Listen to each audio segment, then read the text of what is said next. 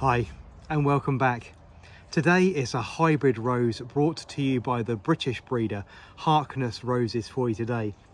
And I have to admit, I'm not a huge fan of the hybrid teas. I find them a little bit too bold, a little bit too thick, and sometimes a little bit unrefined for my taste. But this particular rose is absolutely extraordinary. This one is Chandos or Chandos Beauty from Harkness Roses, and it lives up to its name. It is extraordinarily pretty and a really funny colour to be able to describe. You can see, hopefully in this light, it's absolutely glowing with the strangest colour. It really is incredibly pretty.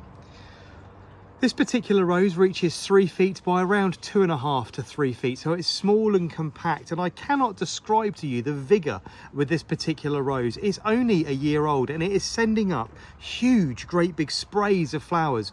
This particular spray with this large bloom in the centre, this is about 25% of one cane. I couldn't, unfortunately, I know I should have done, but I couldn't actually bear to cut the entire stem. It's around 3 feet high and it has about 35 buds on it in total. It is extraordinary, the vigour and health of this particular rose that's been planted only, I say, within the last year.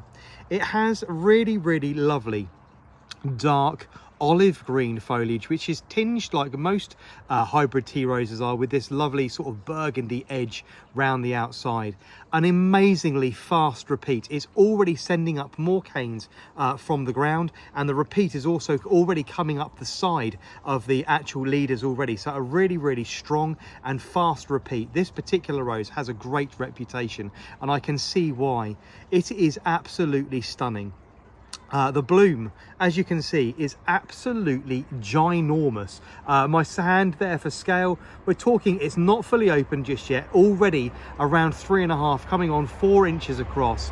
A very difficult colour to describe to you. This particular rose, I'm going to say, is the colour of a beautifully well made and well whipped salmon mousse.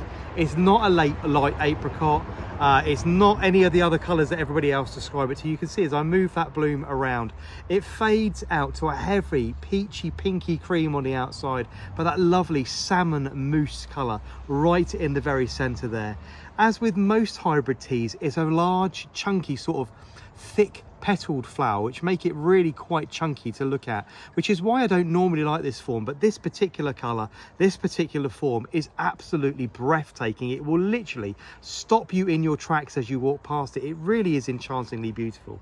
And on the backs of the petals, a lovely little lemon yellow flash working its way up the back. It really is very pretty.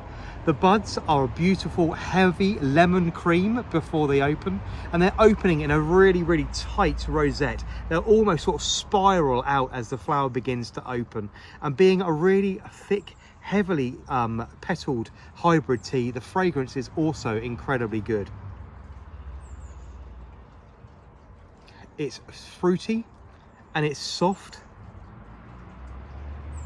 It's incredibly citrusy. There's very, very strong lemons and limes, a little bit of sherbet there. I'm not going to say sherbet lemons, but it's certainly oranges and lemons and limes. It's really, really very pleasant. This particular rose is going to rate with me at a fragrance rating of about 6. I'm really looking forward to how this performs in years to come. If it's this good this early on, it's going to be an absolutely cracking rose.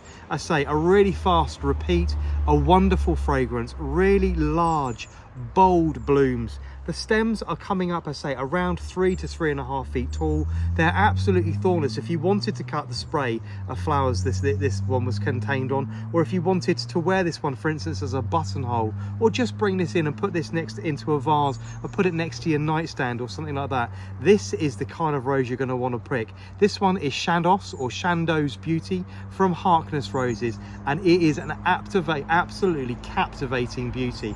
Really, really lovely. I can't recommend this one enough. Not the kind of rose I would normally grow, but this one really has captivated my attention and stops me in its tracks. This colour is simply exquisite. Hope you're picking up on that on camera. It really is quite lovely, and I'm looking forward to picking many of these blooms and bringing these into the house over the next few weeks and enjoying this one for many years to come.